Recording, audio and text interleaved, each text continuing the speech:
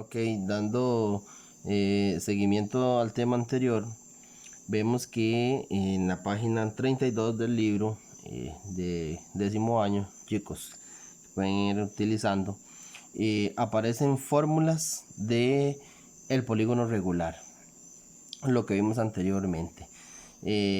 Medida de un ángulo central, la fórmula va a ser 360 entre n.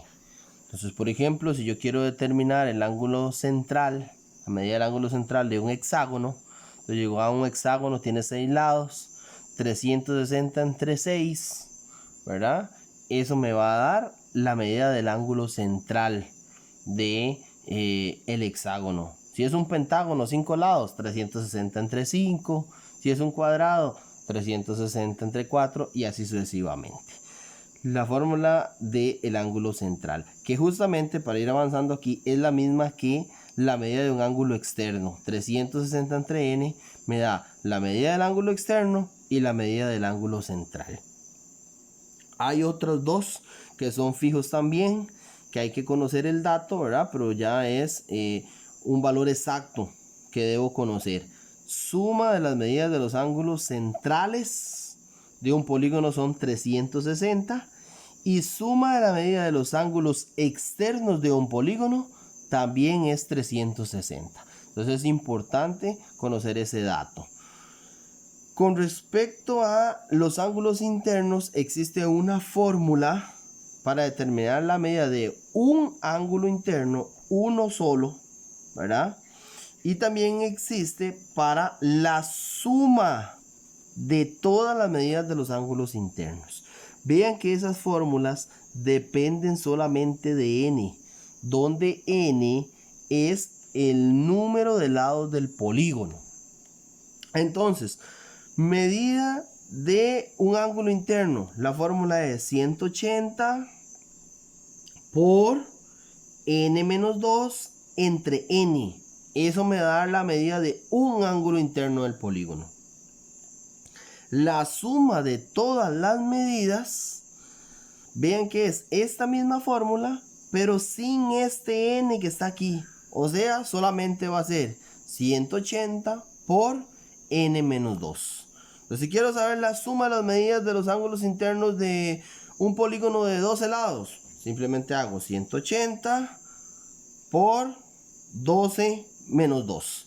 Y ahí tengo la suma de la medida de los ángulos internos. Si quiero solamente uno de ellos, ese resultado entre n me va a dar la medida de un ángulo interno. Las diagonales, como lo expliqué en el video anterior, yo puedo trazar diagonales desde un vértice o puedo determinar la cantidad de diagonales, ¿verdad?, que yo puedo trazar desde todos los vértices. Entonces, las que puedo trazar desde un vértice son n menos 3. Por ejemplo, un hexágono sería 6 menos 3. En un octágono, 8 menos 3. Y eso me da las diagonales que puedo trazar desde un vértice. ¿Okay? Si quiero trazar o obtener más bien la cantidad total de diagonales del polígono, cantidad total de todos los vértices, la fórmula sería n por n menos 3 entre 2. Entonces vean que las fórmulas que tenemos acá, dependen del número de lados del polígono. ¿Okay? Del número de lados del polígono. De hecho, hay otras que son las que vamos a ver en el próximo video, que son las del perímetro y el área, ¿verdad?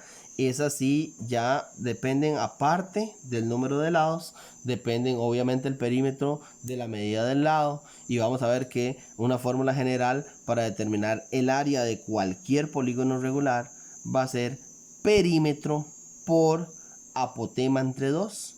Obviamente, para averiguar el perímetro de un polígono necesito la medida del lado y la cantidad de lados del polígono, ¿verdad? Y para la apotema es ahí donde vamos a utilizar la ley de senos. La ley de senos que vimos en la clase anterior es importante para determinar el radio, para determinar la apotema, para determinar la medida del lado del polígono. Es ahí donde vamos a utilizar eso. Es fundamental e importante poder aplicarlo.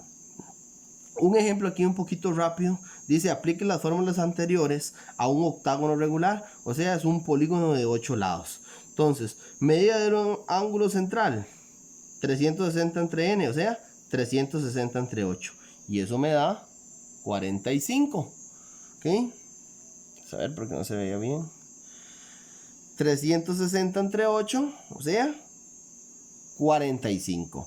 Suma de la medida de los ángulos centrales, suma de la medida de los ángulos externos, igual que en la fórmula, es un dato fijo, 360.